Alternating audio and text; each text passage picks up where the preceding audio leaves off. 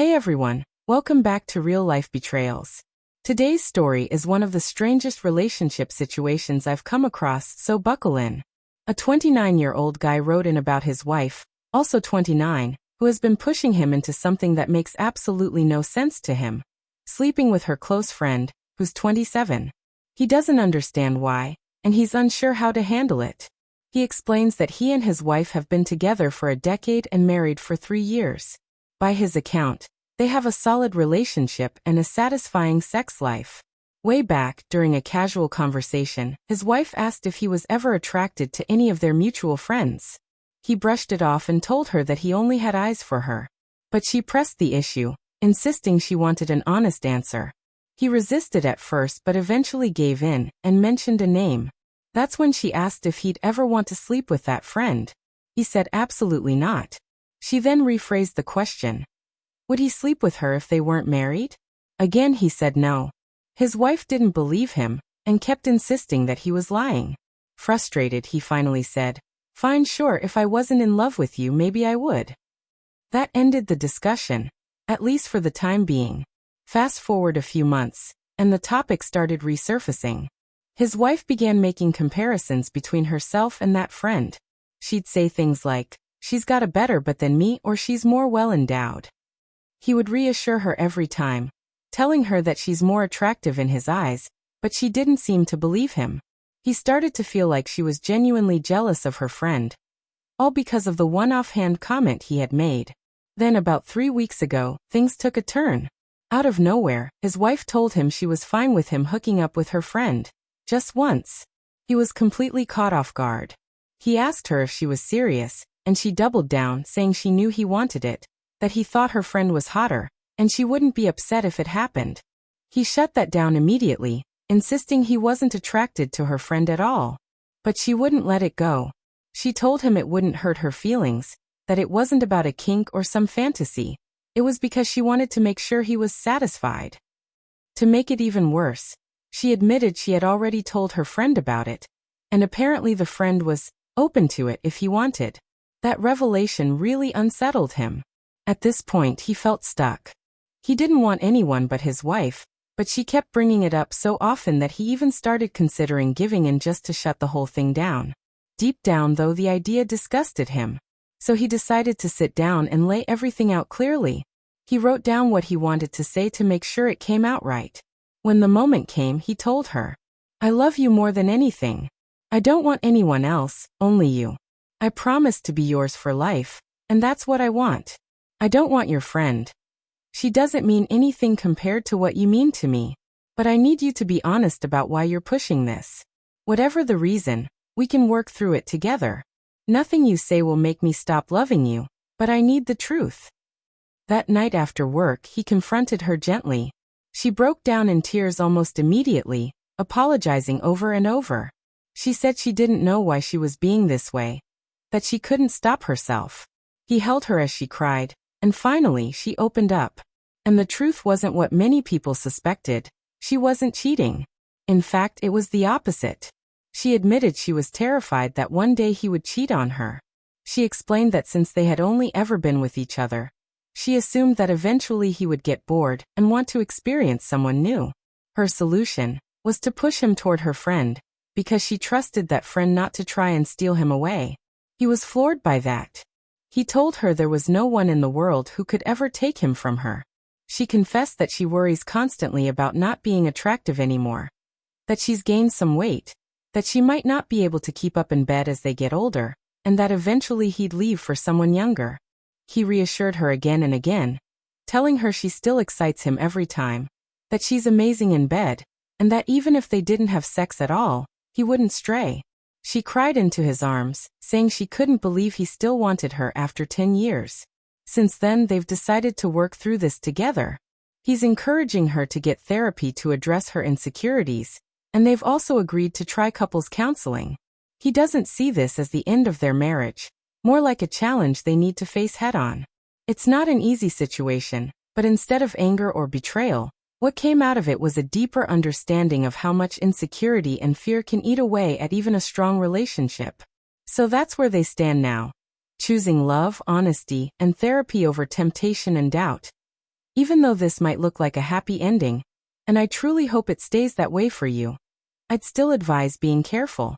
There's always the chance that she wanted you to sleep with her friends, so she could feel justified in doing the same thing behind your back without guilt. I'm only saying this because I've seen situations like this happen too many times before. If you've watched our other stories, you'll know how often this kind of thing comes up. Still, I genuinely wish the best for you both, and I hope you two really do get your happily ever after. Good luck moving forward. Now let's get into the next story, because this one is something else. It's about my ex trying to wreck my new relationship. I'm a 24-year-old woman, and my ex is 28. So here's how it all went down. I was with my ex for nearly 4 years, and I really loved him, but honestly, our relationship was toxic from the start. I knew deep down for a long time that it wasn't healthy, but I stayed.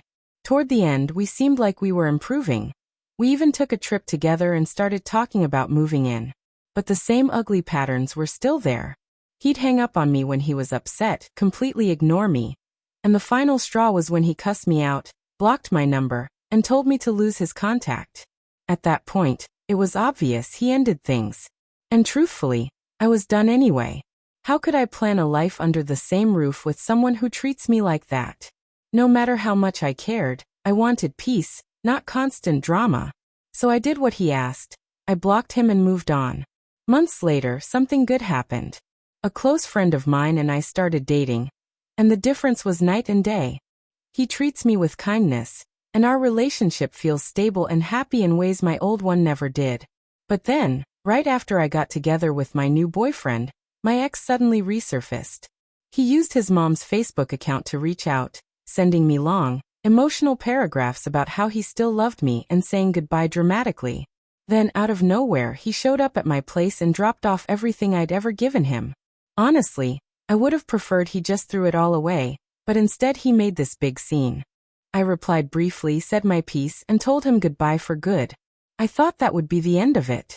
A couple days later, one of his friends called me, saying he wasn't eating, wasn't doing well, and that I should check on him.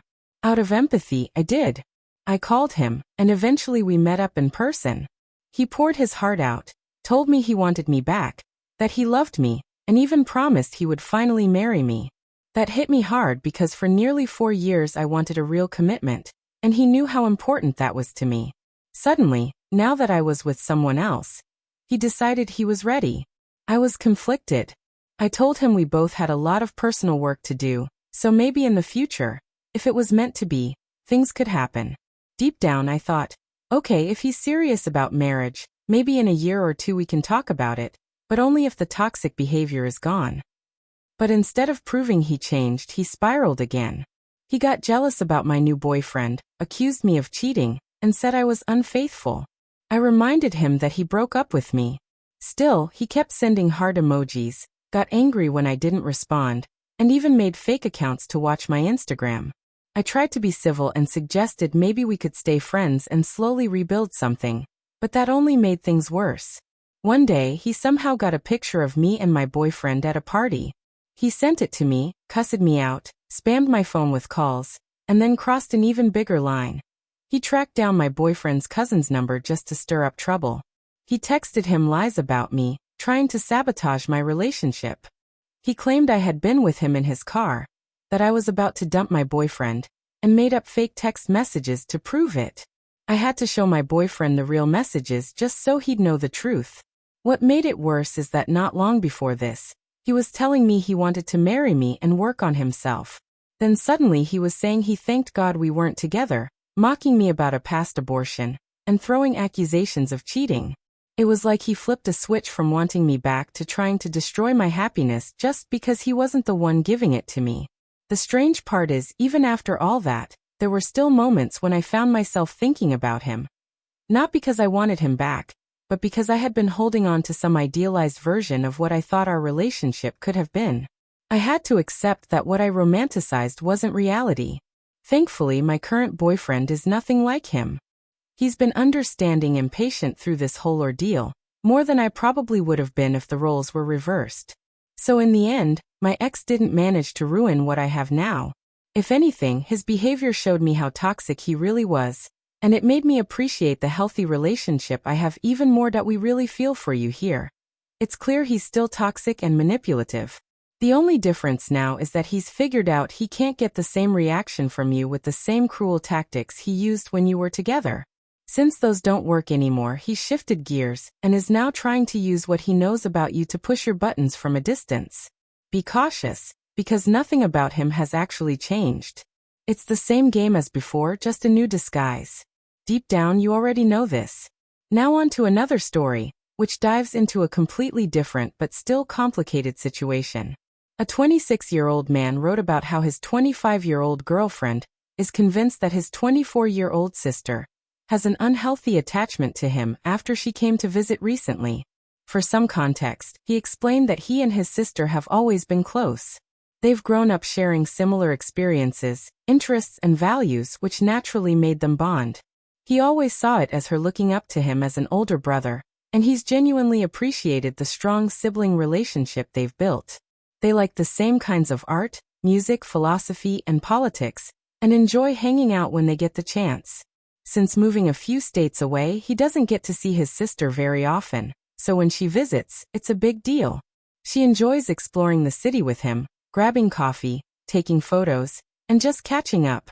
These have always been their typical activities together. But the issue arises with his girlfriend, who he has been dating for about 9 months. She's met his sister 3 times, and each meeting has ended in a major fight.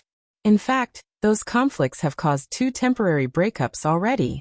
According to him, his girlfriend feels excluded whenever his sister visits. She claims that he and his sister purposely avoid including her in plans, even though he insists that most of the time it's simply because he already had things lined up with his sister before. She wants to be involved in everything the siblings do, but he says that's not always realistic. This time, his girlfriend outright told him she thinks his sister is obsessed with him.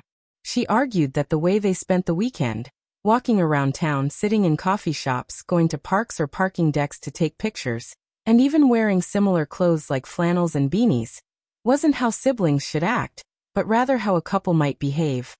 He pushed back, asking if she'd feel the same way if it was his brother or a parent instead of his sister. Her response was that his sister has been the reason past relationships failed, and now she's attempting to sabotage this one too because she doesn't want to share his attention. He admits this is a lot to process.